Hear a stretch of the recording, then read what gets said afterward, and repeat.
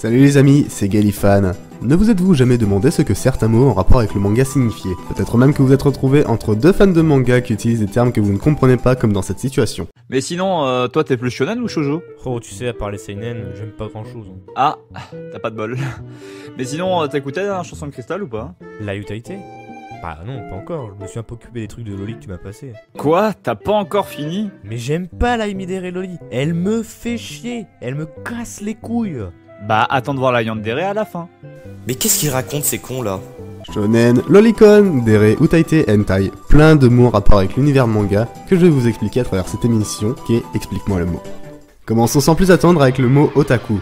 Tout d'abord, il faut savoir que otaku ne désigne pas forcément une personne passionnée par les mangas ou animés. En effet, un otaku est une personne qui consacre son temps libre à une activité d'intérieur. Ça peut être le manga, comme le cinéma, les jeux vidéo, le dessin, voire même la cuisine. Le tout n'est donc pas forcément lié au Japon, contrairement aux idées reçues. Je me doute que pour certains, ça doit paraître absurde, se dire que parce que t'es passionné par une activité d'intérieur, t'es forcément otaku.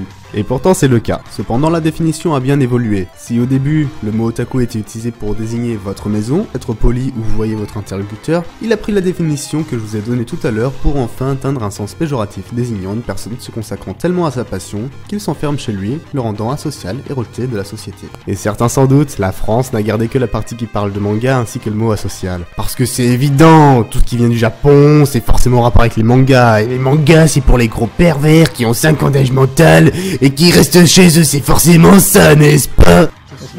Et à tous ces cons, je réponds. Nique ta mère. C'est tout pour cet épisode, j'espère qu'il vous a plu. Merci à Drakotaku, Isamaru et Histoire de Lire pour m'avoir prêté leur voix. Je vous invite à aller voir leur chaîne, les liens sont dans la description. Si vous avez des propositions de mots à faire, l'espace commentaire est là pour ça. Et sur ce, je vous dis salut les amis, c'était Galifan, ciao, et à la prochaine.